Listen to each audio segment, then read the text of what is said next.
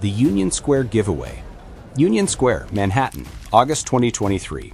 Cenat announces a free giveaway, doing a huge giveaway, promising gaming gear, PlayStation consoles. Okay, bro, I need all my New York out there. We're gonna be going crazy. The announcement draws thousands, mostly young fans. But there was a problem. The event had no permit, no real crowd control, no official coordination, and it spun out of control fast.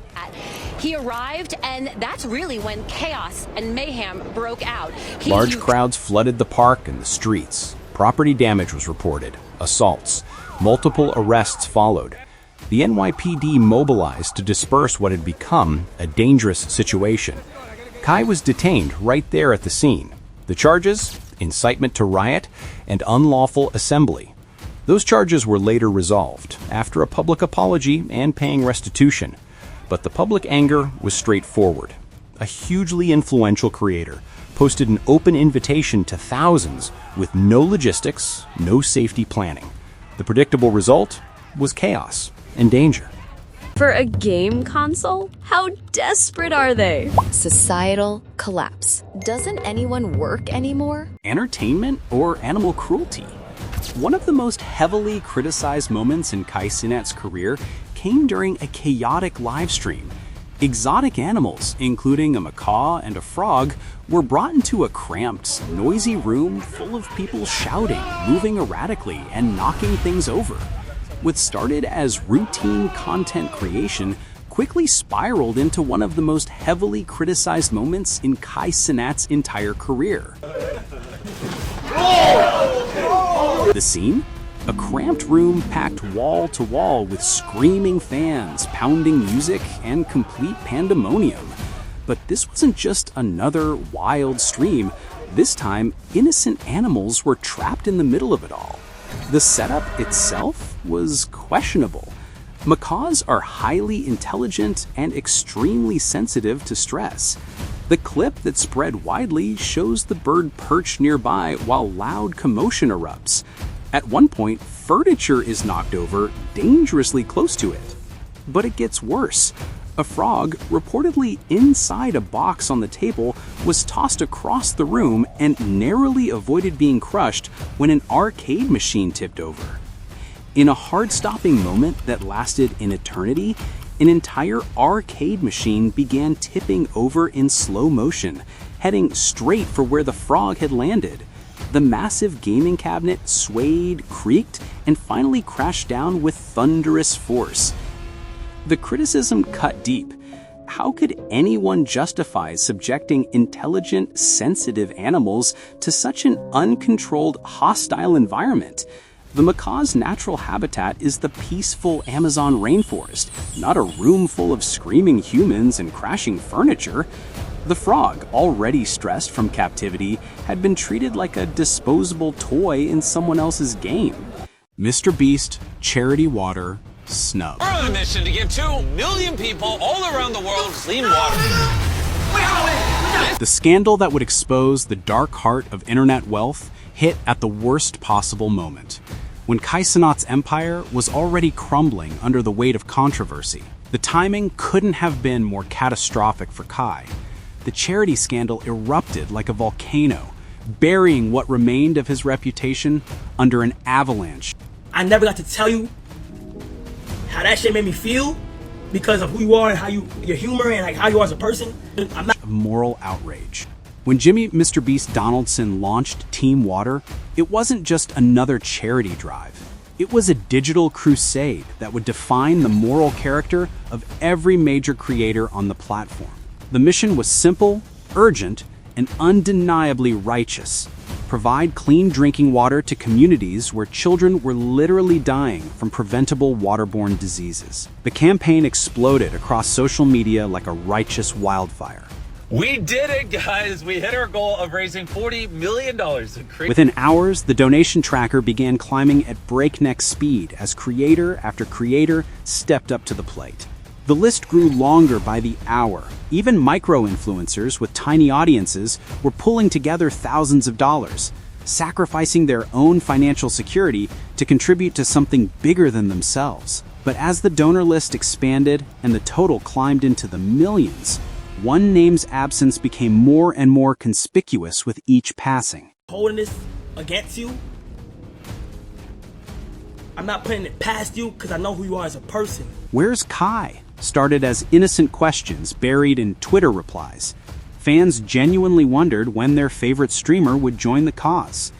Some even defended his absence, suggesting he might be planning something bigger. But as day 2 arrived without any sign of participation, the whispers grew louder. Has anyone heard from Kai about Team Water? Weird that literally everyone except Kai has donated.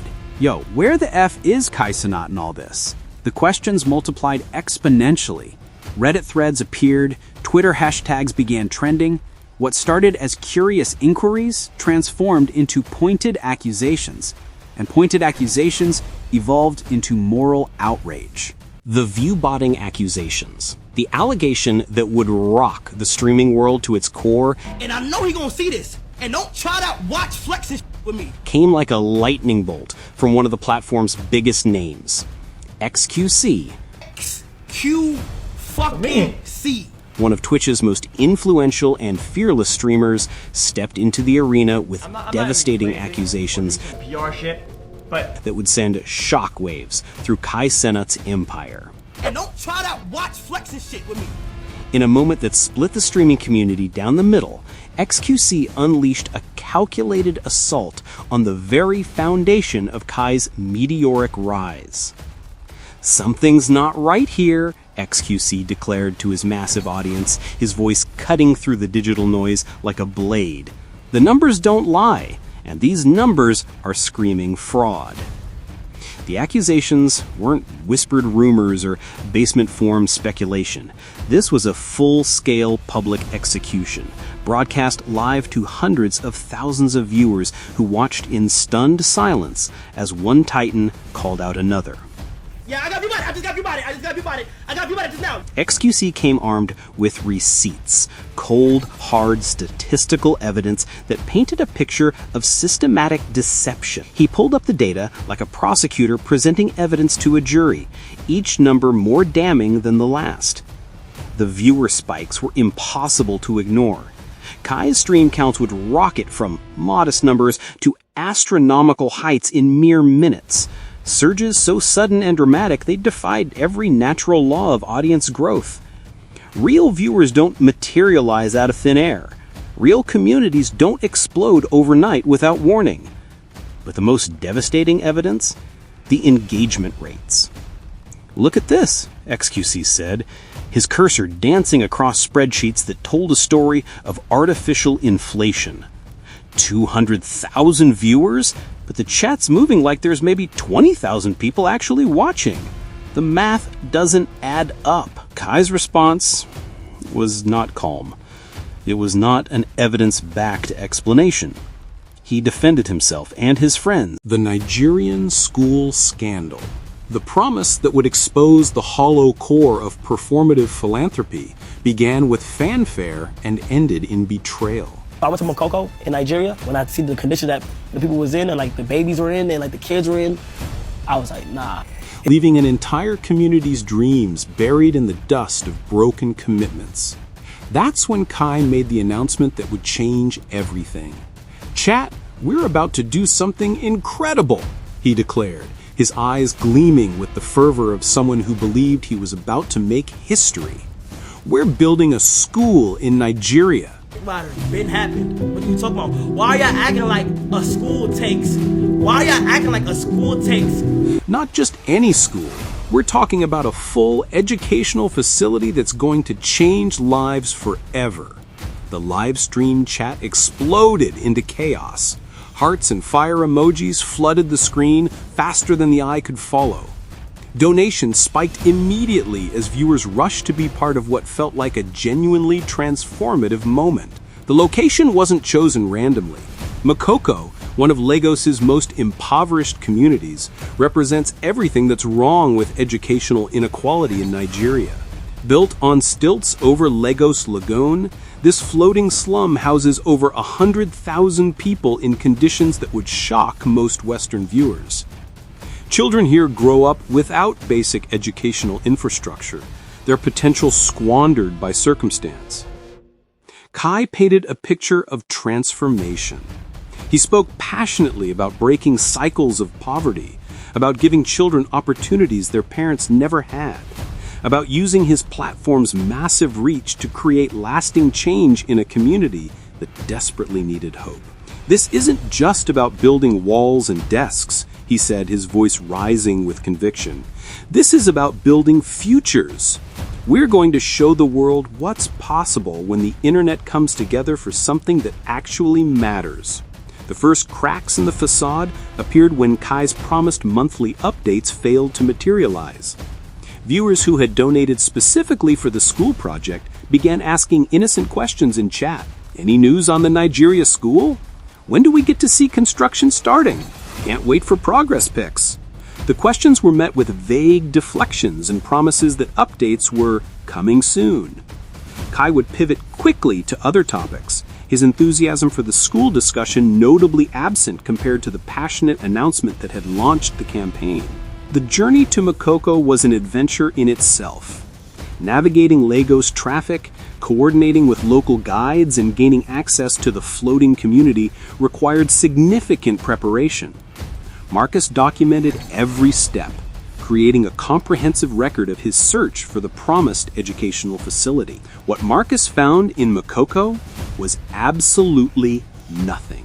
No construction site, no foundation work, no cleared land, no sign that any significant development project had ever been planned, much less initiated. Local community leaders, when approached with questions about Cenat's school project, responded with blank stares and confused shrugs. "We heard about some American wanting to build something here," one community elder explained through a translator. "But nobody ever came to talk with us. No one asked what we needed. No one showed us plans. We've been waiting to hear something, anything, but nobody came." The Jinxie Tournament. What was supposed to be a simple collaboration between creators turned into a masterclass in public humiliation. Bro, I'm still. It might not be on my stream, but I'm still dedicate a day to now thinking That would expose the toxic underbelly of streaming hierarchy and leave one creator's dignity shattered in front of thousands of witnesses. The Jinxie Tournament wasn't just a gaming event gone wrong. It was a brutal demonstration of how internet fame can corrupt basic human decency and transform collaboration into cruel entertainment. The plan seemed innocent enough on paper. Jinxie, a passionate but smaller Clash Royale streamer, had spent weeks crafting what he believed would be an epic tournament featuring some of the biggest names in content creation. His pitch was professional, his enthusiasm was infectious, and his preparation was meticulous. This wasn't some thrown-together event. This was Jinxie's shot at breaking into the big leagues, his chance to prove that smaller creators could organize events that matched the production value of major streaming collectives. When Cenat and the AMP crew agreed to participate, Jinxie felt like he'd won the lottery.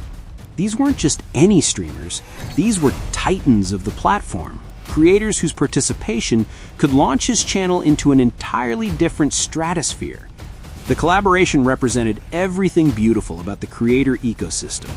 Established stars using their platforms to lift up emerging talent, community building through shared gaming experiences, and the democratic potential of streaming, where anyone with good ideas and hard work could earn their place among the elite. Jinxie spent days preparing for what he hoped would be the defining moment of his streaming career. He created detailed tournament brackets, researched strategies for keeping the energy high during slower moments, planned segments that would showcase each participant's personality, and even prepared backup activities in case technical issues arose. This wasn't just content for him. This was his audition for relevance in an increasingly crowded digital landscape. The anticipation was electric as Jinxie went live, his viewer count already climbing as word spread that Cenat and AMP would be joining the stream. His chat filled with excitement and encouragement from his loyal community, people who had been supporting his content journey and were thrilled to see their favorite creator getting recognition from major names. Everything felt perfect, everything felt aligned. Everything suggested that this would be the breakthrough moment that every small creator dreams about. Then Kai and the AMP crew joined the call, and the dream immediately began disintegrating into a nightmare. The shift in energy was immediate and devastating. What should have been an enthusiastic greeting between collaborators felt more like popular kids being forced to acknowledge the weird kid who'd somehow infiltrated their lunch table. Instead of the warm, collaborative atmosphere Jinxie had imagined, the call was filled with an uncomfortable tension that every viewer could feel through their screens. The fake and cringe backlash. At one point, Cenat was on a winning streak, breaking Twitch records, winning Streamer of the Year twice. Then, almost overnight, a new trend on TikTok started tearing him down. The clips weren't from scandals. They were simply moments of him laughing loudly, reacting dramatically. Out of context, the reactions looked exaggerated, unbelievable. This quickly snowballed into people calling him fake, annoying, and cringe. The core complaint was that his reactions, especially his laughs, didn't feel genuine, as if he was forcing every moment for the sake of content. But Kai is a streamer. His job is to entertain. Being high energy and reacting dramatically are tools of the trade. The backlash in that sense felt forced. Disrespecting a legend. This backlash started when Cenat made comments that many fans interpreted as disrespectful toward PewDiePie, a creator who for over a decade was considered the face of YouTube. Kai said he didn't understand how people watched PewDiePie. While it was just his opinion, PewDiePie isn't just another creator, he's a cultural touchstone for entire generations of internet users. He shaped what YouTube entertainment even looked like. Even Mr. Beast had to step in and tell him that was an L take.